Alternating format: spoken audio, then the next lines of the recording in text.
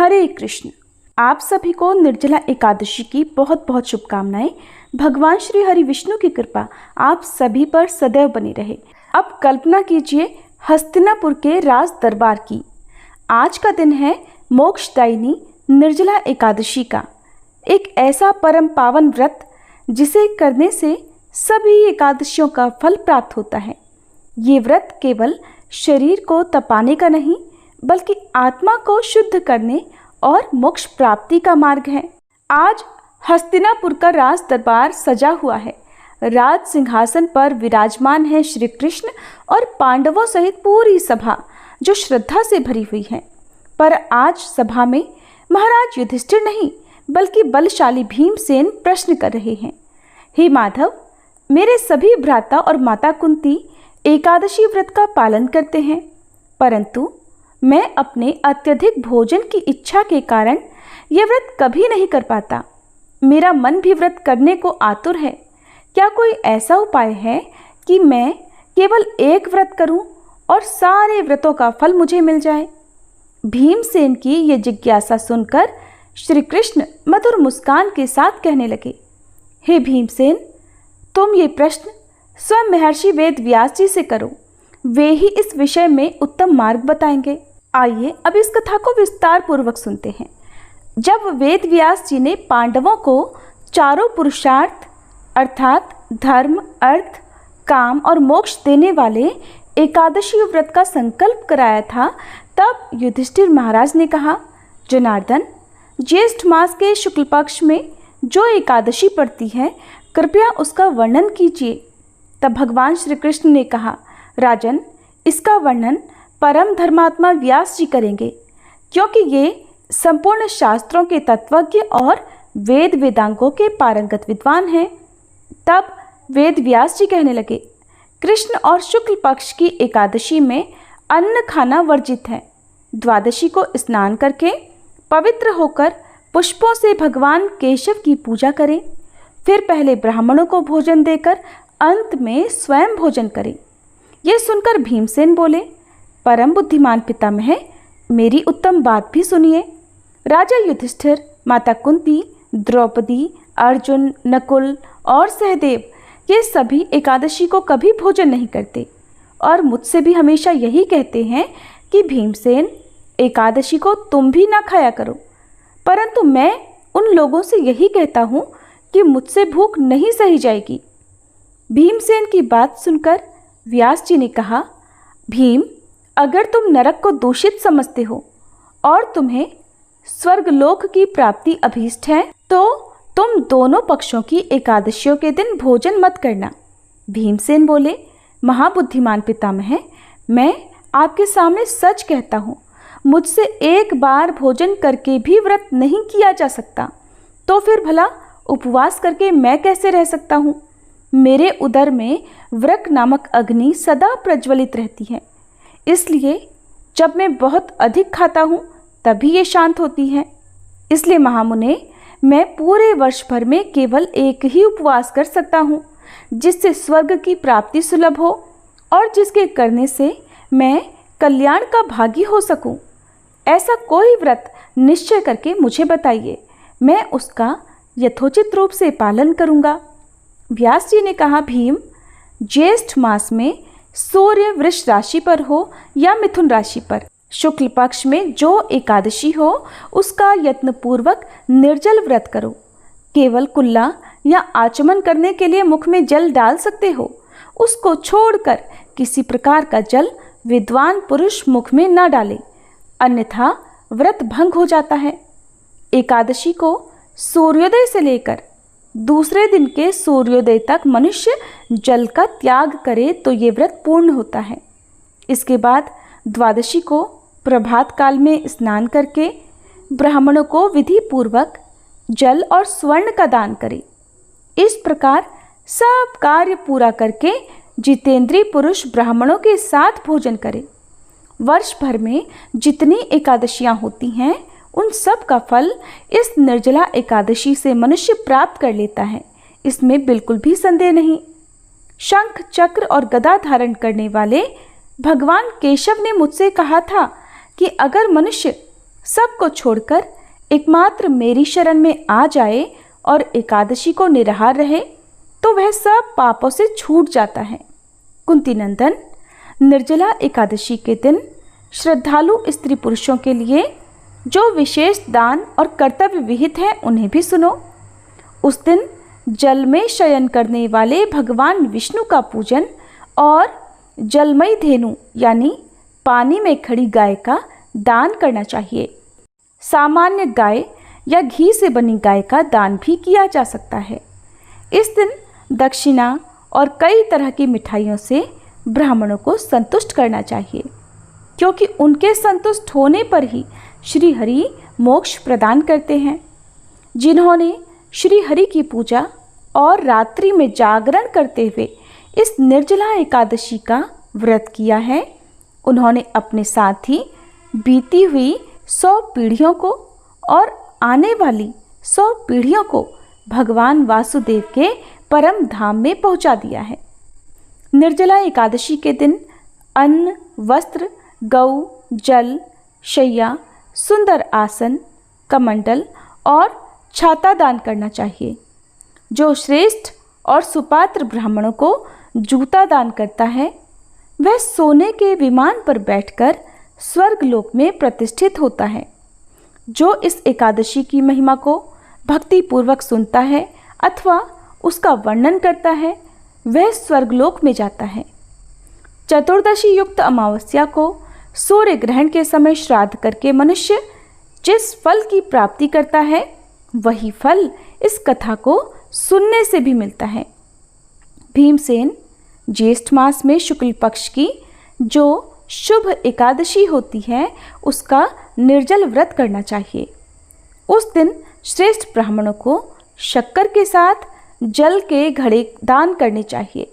ऐसा करने से मनुष्य भगवान विष्णु के समीप पहुंचकर आनंद का अनुभव करता है। इसके बाद द्वादशी को ब्राह्मण भोजन कराने के बाद स्वयं भोजन करे।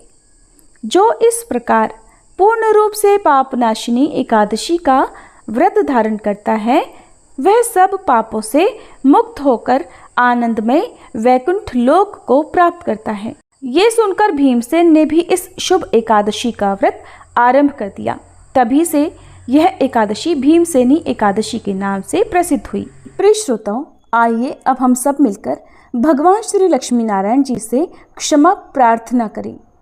हे सच्चिदानंद परम करुणामय भगवान विष्णु, हे लक्ष्मी नारायण भगवान, आप सबके अंतःकरण में वास करने वाले सर्वज्ञ, सर्वशक्तिमान और अनंत दयालु हैं। मैं आपकी इस अज्ञानमय बालिका ने जीवन के पथ पर चलते हुए अनगिनत बार अपने विचारों, वचनों और कर्मों से जाने अनजाने पाप, त्रुटियां और अपराध किए हैं। हे प्रभु, कभी किसी के साथ कटु व्यवहार किया, कभी अहंकार में कुछ ऐसा बोल गई जो आपकी मर्यादाओं के विरुद्ध था। कभी क्रोध आया, कभी मोह ने भरमाया और कभी लोभ ने मुझे आपके पथ से डगमगाया। परंतु प्रभु, आप तो क्षमाशील हैं। आप तो उसी को उठाते हैं जो गिर गया हो, उसी को थामते हैं जो भटक गया हो। हे श्री हरि, मैं स्वीकार करती हूँ कि मेरी बुद्धि संकीर्ण है, मन चंचल है, इंद्रियां आकर्षणों में बहक जाती हैं, परंतु मेरा हृदय बार बार आपके श्री चरणों की ओर ही लौट आता है। हे प्रभु, मैं आपकी शरण में हूँ। आपके बिना मेरा कोई सहारा नहीं, कोई गति नहीं। मुझ में यदि कोई गुण है तो वह आपके चरणों की भक्ति है। मुझ में यदि कोई शक्ति है तो वह आपके नाम का स्मरण है। आपकी कृपा के बिना मैं कुछ भी नहीं। इसलिए हे करुणा सिंधु, कृपया मुझ पर दृष्टि डालिए, मेरे समस्त पापों को क्षमा कर दीजिए, मुझे अपनी भक्ति में दृढ़ बनाइए और अपने प्रेम में बांध लीजिए। मैं न योग जानती हूँ, न यज्ञ, न तप, न व्रत। मैं तो केवल एक बात जानती हूँ कि आप मेरे हैं और मैं आपकी हूँ। यही संबंध मेरी आत्मा की अंतिम पहचान है। महर्षि वेद व्यास जी द्वारा रचित 18 पुराणों में से एक अग्नि पुराण में अग्निदेव द्वारा महर्षि वशिष्ठ को दिए गए विभिन्न उपदेश हैं और इसी के अंतर्गत इस समस्त पाप नाशक स्तोत्र के बारे में महात्मा पुष्कर कहते हैं कि मनुष्य चित्त की मलिनतावश चोरी, हत्या, पर स्त्री गमन आदि तरह तरह के पाप करता है, पर जब चित्त कुछ शुद्ध होता है तब उसे इन पापों से मुक्ति की इच्छा होती है। उस समय भगवान नारायण की दिव्य स्तुति करने से समस्त पापों का प्रायश्चित पूर्ण हो जाता है। इसलिए इस दिव्य स्तोत्र का नाम समस्त पाप नाशक स्तोत्र है। महात्मा पुष्कर कहते हैं, सर्वव्यापी श्री विष्णु को सदा नमस्कार है, श्री हरि विष्णु को नमस्कार है। मैं अपने चित्त में स्थित सर्वव्यापी अहंकार शून्य श्री हरि को नमस्कार करता हूँ। मैं अपने मानस में विराजमान अव्यक्त, अनंत और अपराजित परमेश्वर को नमस्कार करता हूँ। सबके पूजनीय, जन्म और मरण से रहित, प्रभावशाली श्री विष्णु को नमस्कार है। श्री विष्णु मेरे चित्त में निवास करते हैं। श्री विष्णु मेरी बुद्धि में विराजमान है। श्री विष्णु मेरे अहंकार में प्रतिष्ठित हैं और श्री विष्णु मुझ में भी स्थित हैं। वे श्री विष्णु ही चराचर प्राणियों के कर्मों के रूप में स्थित हैं। उनके चिंतन से मेरे पाप का विनाश हो। जो ध्यान करने पर पापों का हरण करते हैं और भावना करने से स्वप्न में दर्शन देते हैं। इंद्र के अनुज शरणागतों का दुख दूर करने वाले उन पापहारी श्री विष्णु को मैं नमस्कार करता हूँ। मैं इस निराधार जगत में अज्ञानांधकार में डूबते हुए को हाथ का सहारा देने वाले परात्पर स्वरूप श्री विष्णु के सम्मुख प्रणत होता हूँ। सर्वेश्वर प्रभु, कमल नयन परमात्मन, ऋषिकेश आपको नमस्कार है। इंद्रियों के स्वामी श्री विष्णु आपको नमस्कार है। हे नरसिंह, अनंत स्वरूप गोविंद, समस्त भूत प्राणियों की सृष्टि करने वाले केशव, मेरे द्वारा जो दुर्वचन कहा गया हो अथवा पाप पूर्ण चिंतन किया गया हो, मेरे उस पाप का प्रशमन कीजिए, आपको नमस्कार है। केशव, अपने मन के वश में होकर मैंने जो न करने योग्य अत्यंत उग्र पाप पूर्ण चिंतन किया है, उसे शांत कीजिए। परमार्थ परायण ब्राह्मण प्रिय गोविंद, अपनी मर्यादा से कभी च्युत न होने वाले जगन्नाथ, जगत का भरण पोषण करने वाले देवेश्वर, मेरे पाप का विनाश कीजिए। मैंने मध्याह्न, अपराह्न, सायंकाल एवं रात्रि के समय जानते हुए अथवा अनजाने शरीर, मन एवं वाणी के द्वारा जो पाप किया हो, पुंडरीकाक्ष, ऋषिकेश, माधव, आपके इन 3 नामों के उच्चारण से मेरे वे सब पाप क्षीण हो जाएं।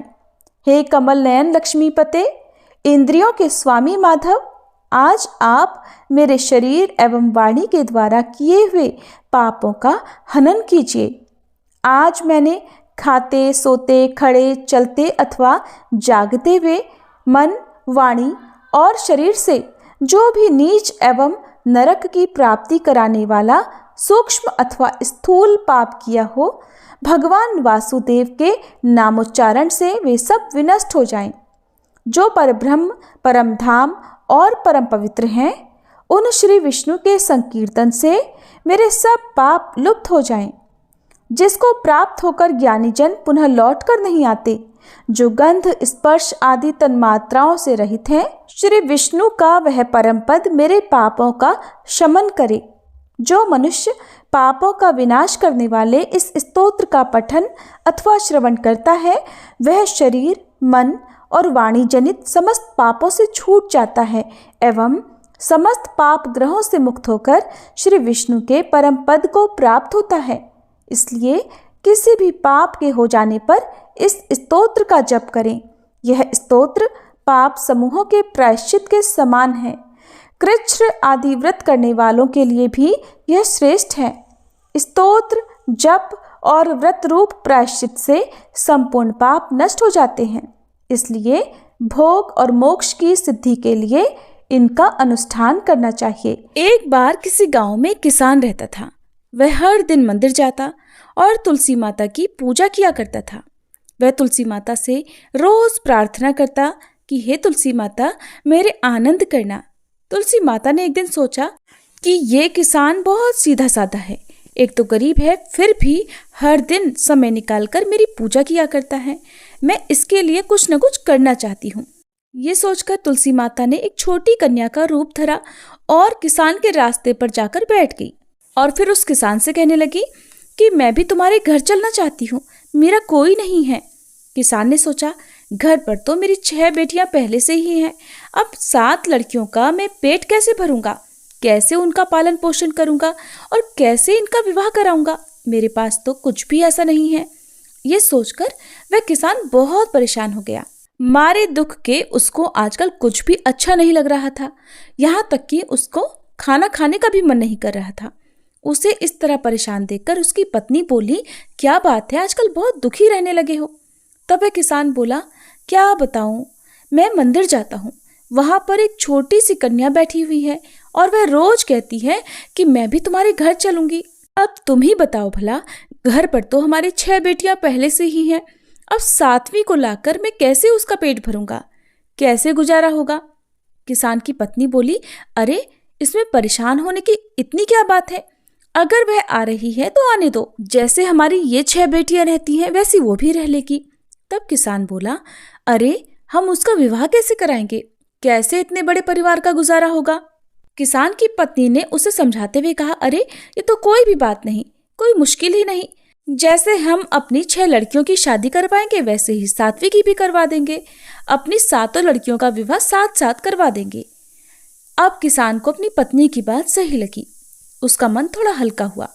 अगले दिन जब वह मंदिर गया तो वह कन्या उसे फिर से मंदिर की सीढ़ियों पर बैठी दिखाई दी और फिर से उसने अपनी बात दोहराई कि मैं आपके घर चलूं क्या। अब की बार किसान ने ना तो उससे मना किया, ना ही कोई बहाना बनाया, बल्कि उसका हाथ पकड़कर कहा, हाँ चल बेटी, घर चलो।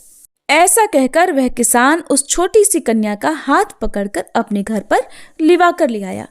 अब जब वह घर ले आया तो तुलसी माता जो कन्या के रूप में उस किसान के घर पर आई थी, उनका तो पैर किसान के घर पर पड़ते ही किसान के तो मानो आनंद ही आनंद छा गया। उसके घर में खुशियां ही खुशियां भर गई और उसकी सारी गरीबी भी दूर हो गई। अब किसान के घर में किसी बात का कोई अभाव नहीं था। धीरे धीरे समय बीता और किसान की वो सभी कन्याएं अब विवाह के लायक हो गई। जब वह किसान अपनी बेटियों की शादी के लिए वर ढूंढने के लिए जाने लगा तो सबसे छोटी कन्या ने कहा कि पिताजी, मेरे लिए तो शालिग्राम जी के मंदिर में जाकर शालिग्राम जी को ही लेकर आना और उनसे कहना कि वो बारात लेकर आए मुझसे विवाह करने के लिए। और पिताजी, मेरी बाकी 6 बहनों के लिए आप अपनी इच्छा से वर ढूंढ लेना। किसान ने ऐसा ही किया और तुलसी महारानी की कृपा से उसके तो सारे जेवर, कपड़ा, खाना सब तैयार हो गया और खूब धूमधाम से सबका विवाह हो गया और उस किसान के घर पर तुलसी माता की कृपा हो गई। हे तुलसी माता, जैसे आपने उस किसान के घर पर कृपा की वैसे ही सब पर करना और वैसे ही आनंद और खुशियां सबको देना। कथा को कहते, सुनते और हुंकारा भरते सभी भक्तों के घर पर अपनी कृपा दृष्टि बनाए रखना, सभी के दुख दूर करना।